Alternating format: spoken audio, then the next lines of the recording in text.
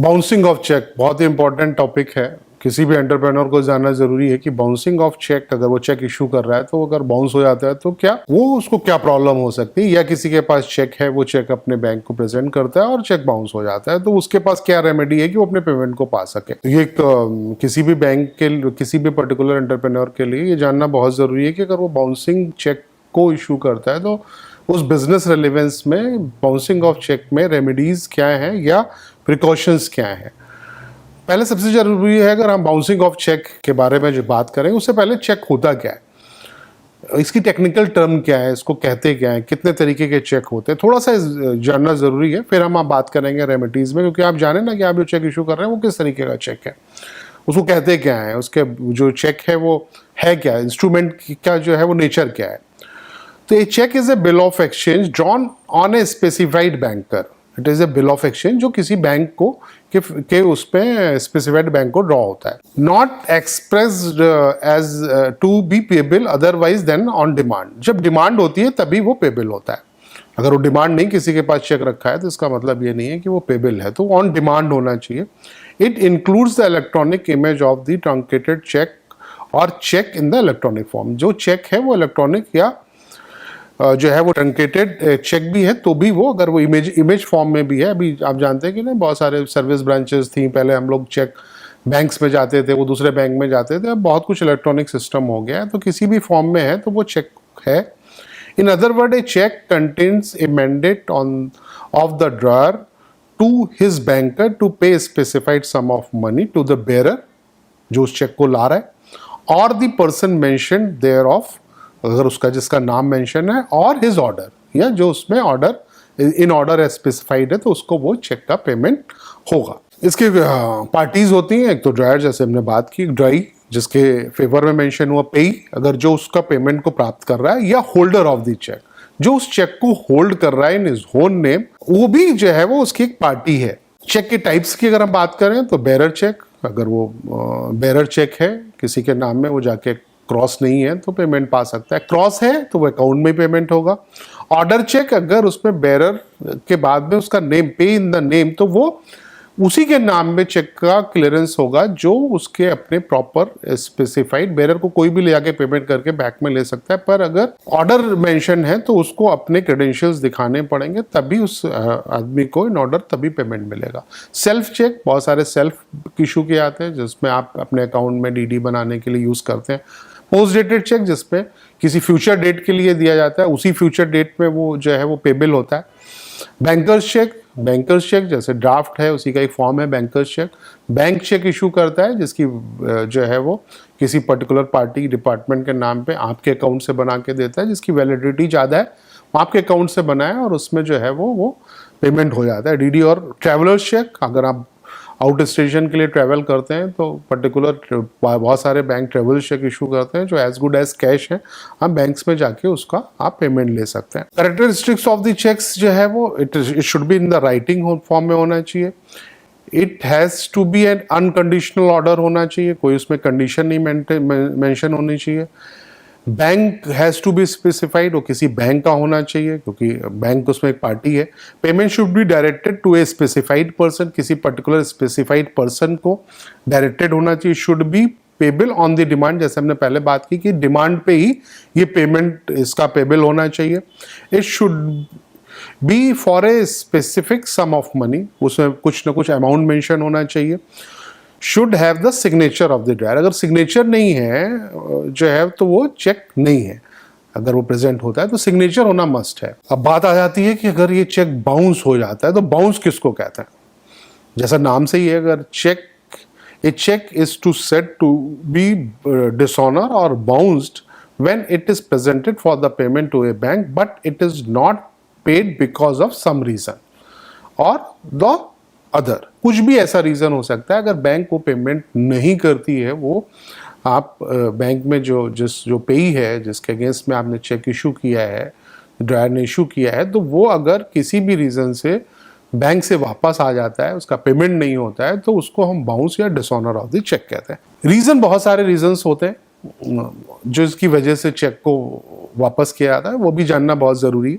Signature is not matching सबसे important है। ज़्यादातर लोग सिग्नेचर्स करते हैं वो मिसमैच हो जाते हैं, बैंक उसको वेरीफाई करता है और वापस कर देता है कि शायद वो सिग्नेचर मैच नहीं कर रहे हैं। There is overwriting of the cheque, अगर कोई ओवर राइट हो रहा है तो भी एक रीज़न हो सकता है।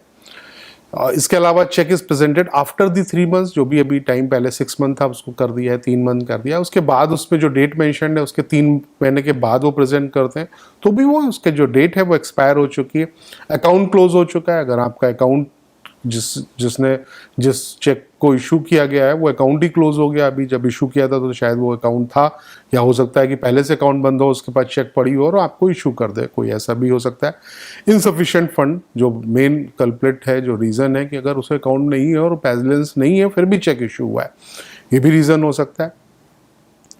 Payment stop by the account holder, जो भी अकाउंट होल्डर है उसने पेमेंट को स्टॉप कर दिया है, आपका पेमेंट वो आपके चेक को उसने स्टॉप पेमेंट बैंक में किसी रीज़न से लगा दिया है तो भी आपका चेक डिसऑनर हो जाएगा। ओपनिंग बैलेंस इनसफिशिएंट, सेम ही है, अगर उसका बैलेंस इनसफिशिएंट है। Disparity in the words and figures, जो चेक में फिगर में और जो वर्ड में दोनों अमाउंट मेंशन है वो उसमें अलग अलग है। इन case of check issued by A company the same does not bear the seal of the company, अगर किसी कंपनी ने चेक इशू किया है और उसमें कंपनी का स्टैम्प नहीं है तो भी ये इनवैलिड हो जाता है। Mismatch of the account number, अगर अकाउंट नंबर मिसमैच है जो उसमें मेंशन्ड है और जो एक्चुअल अकाउंट नंबर है वो अलग अलग है। इन केस ऑफ जॉइंट होल्डर, अगर दो लोगों के सिग्नेचर्स रिक्वायर्ड होते हैं, जैसे अगर जॉइंट अकाउंट है और किसी एक ने साइन किए हैं तो भी वो चेक डिसऑन हो जाए। इसके अलावा बहुत सारे और रीजंस हैं, अगर डेथ हो जाती है, जिसने इशू किया है उसकी डेथ हो जाती है, बैंक को इन्फॉर्म कर दिया जाता है तो भी वो चेक डिसऑनर हो जाता है। इंसॉल्वेंसी ऑफ, अगर कोई भी जो अकाउंट होल्डर है वो इंसॉल्वेंट हो जाता है। इसके अलावा अगर वो पागलपन उसको पागल डिक्लेयर कर दिया जाता है तो भी हो जाता है। अगर वो क्रॉस चेक जो है वो है और वो गलत तरीके से क्रॉस कर दिया गया तो भी डिसऑन हो जाता है। अगर कोई भी चेक है और उसमें कोई भी ट्रस्ट या सोसाइटी या बैंक ने जो इंस्ट्रक्शंस दिए हैं उसके जो है वो इंस्ट्रक्शन को वो फॉलो नहीं करता है तो भी चेक डिसऑन हो जाता है। अल्ट्रेशन ऑफ द चेक में कोई अल्ट्रेशन, जैसे पहले बात की, कुछ अगर उसमें कोई मॉडिफिकेशन करा जाता है तो भी वो चेक को डिसऑन हो जाता है। इस बहुत सारे हैं जो है वो doubt in genuineness of cheque, अगर चेक की जेन्युइननेस में ही डाउट हो जाए, किसी में अमाउंट बढ़ा लिया गया या वो चेक प्रॉपर बैंक का नहीं है तो, या जो है वो गलत तरीके से चेक को बनाया गया है तो ये कोई भी जेन्युइननेस की वजह से भी बैंक के पास ये राइट है कि वो चेक को डिसऑनर कर दे। प्रेजेंटेड इन रॉन्ग ब्रांच, वो अगर ब्रांच जहाँ पे एक्चुअल ब्रांच नहीं है और उसके अलावा किसी जो ड्रॉयर बैंक की ब्रांच है उसके अलावा किसी में प्रेजेंट होता है तो भी, ये ज़्यादातर तो अब ये सेंट्रलाइज सिस्टम हो गया है लेकिन ये भी एक रीज़न होता है। और अगर किसी बैंक में कोई लिमिट है और वो जैसे करंट अकाउंट मेंटेन करता है लेकिन ऐसे ओडी अकाउंट और सीसी अकाउंट भी मेंटेन किए आते हैं और वो वहाँ पे उस बैलेंस से ऊपर वो जा रहा है जिसको हम इनसफिशिएंट ही कहेंगे, वो अगर पैसा नहीं है उस अकाउंट में तो भी ये ओवरड्रॉन की वजह से भी इसको चेक को वापस करा जा सकता है। तो बहुत सारी चीज़ें हैं जिससे आपको, ये रीजंस होते हैं जिस पे टैक्स आपका चेक डिसऑनर हो सकता है। आपको, अगर आप एज ए ड्रॉयर आप इशू कर रहे हैं तो भी डिसऑनर हो सकता है। आप चेक रिसीव कर रहे हैं, आपको पेमेंट मिलना चाहिए, आपने अपने बैंक अकाउंट में लगाया है लेकिन इन रीज़न की वजह से आपका चेक, आपका जो आपको चेक मिला था वो बैंक डिसऑनर कर देता है। अब आप कैसे इसको जो है वो कैसे आप उसमें लीगल सिस्टम में कैसे जाएंगे, इसको जानना बहुत ज़रूरी, दोनों लोगों को जानना जरूरी है, जिसने चेक इशू किया है, जिसने चेक रिसीव करके बैंक में प्रोड्यूस किया है for the payment. It is the non-payment of the dishonored check within 15 days from the receipt of the notice that constitute an offense.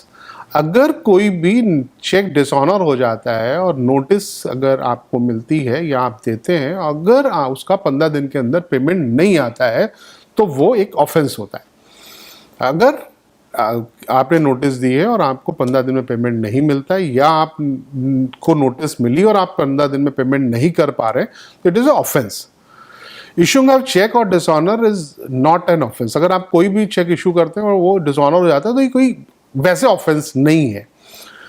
अगर आप टाइमली पेमेंट कर देते हैं उसका तो ये कोई ऑफेंस को वो नहीं है कि आपने इशू किया था और अगर नोटिस में या विदाउट नोटिस आप उनको पेमेंट कर देते हैं तो ये कोई ऑफेंस नहीं क्रिएट करता है। तो ये मत घबराइए कि आपका चेक किसी रीज़न से डिसऑनर हो गया है तो ये ऑफेंस क्रिएट हो गया है।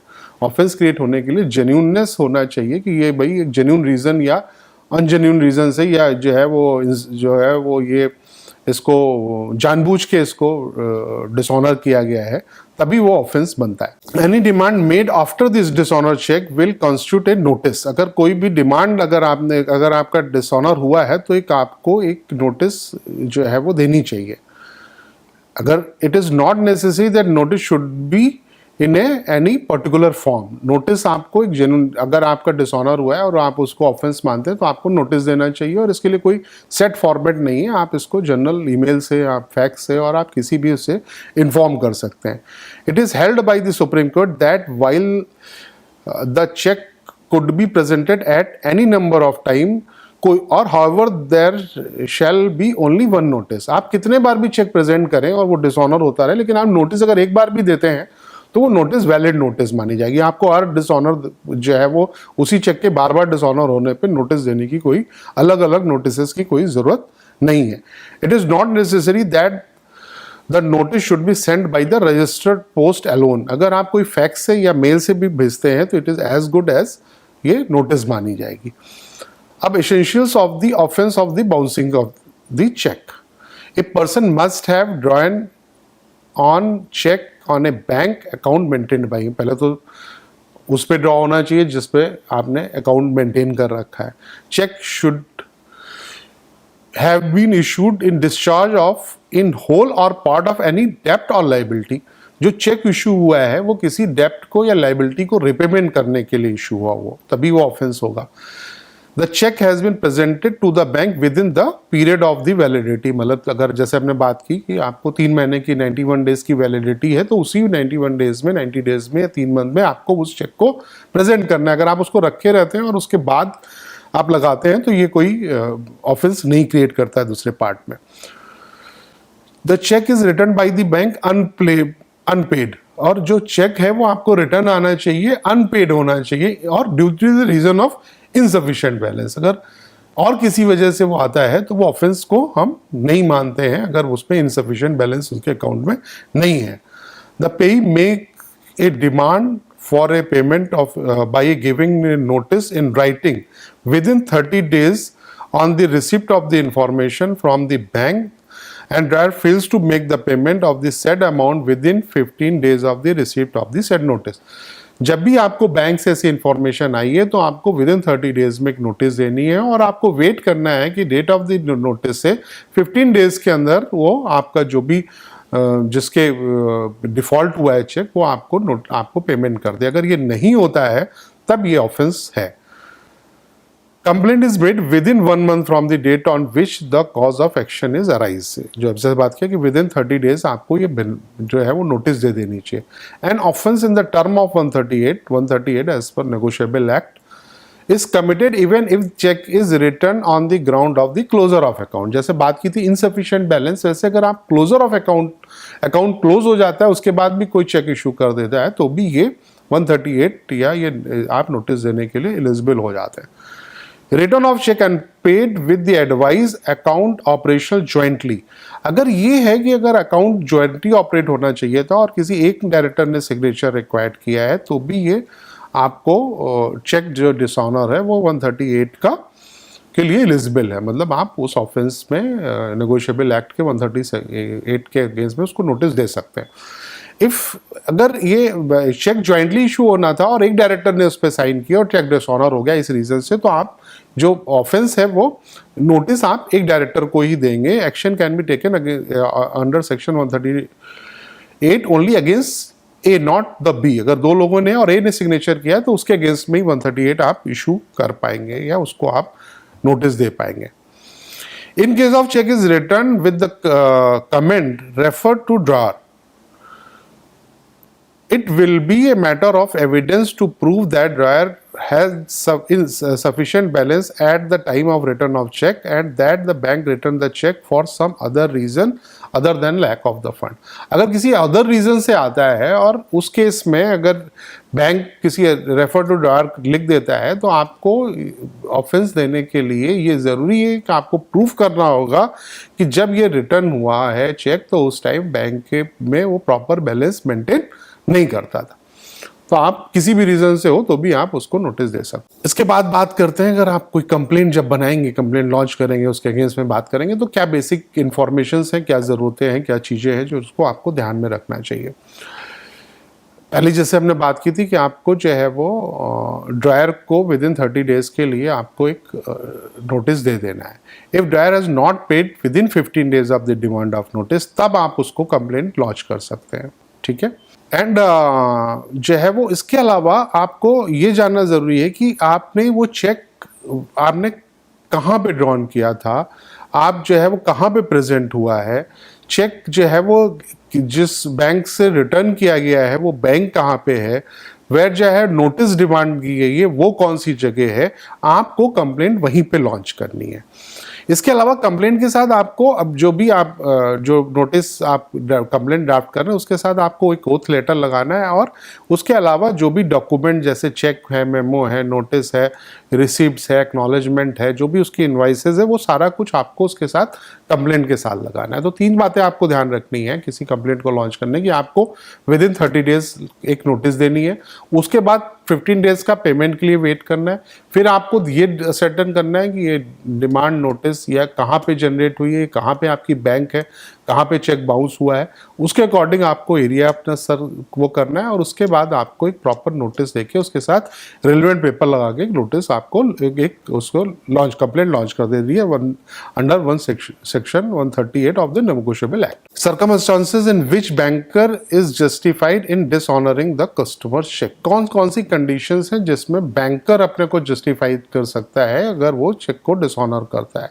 फर्स्ट है payment counter demanded by the dryer. बहुत सारे जो है वो केसेस में जो बैंकर है उसको स्टॉप पेमेंट लगा देता है कोई, और स्टॉप पेमेंट वो जस्टिफाई कर सकता है कि ये उस केस में वैलिड स्टॉप पेमेंट रिसीव्ड हुआ है, तो बैंकर्स इसको जस्टिफाई कर सकता है। Notice of the dryers death, अगर उसको ये नोटिस मिल जाती है कि जो ड्रायर है वो उसकी डेथ हो गई है, उस केस पे वो पेमेंट रख सकता है। और नोटिस ऑफ द कस्टमर, अगर वो पागलपन के लिए उसको इसेंसी की नोटिस मिल गई है तो वो उसके पर्टिकुलर केस में भी वो चेक को अगर डिसऑनर करता है तो ये जस्टिफाइड है। और अगर इंसॉल्वेंट हो जाता है उस केस में भी जो है वो बैंकर जस्टिफाइड करता है। और अगर कंपनी लिक्विडेट हो जाती है, जिस पर्टिकुलर कंपनी ने वो चेक इशू किया है, तो उसको ये चेक रिटर्न करना जस्टिफाइड है।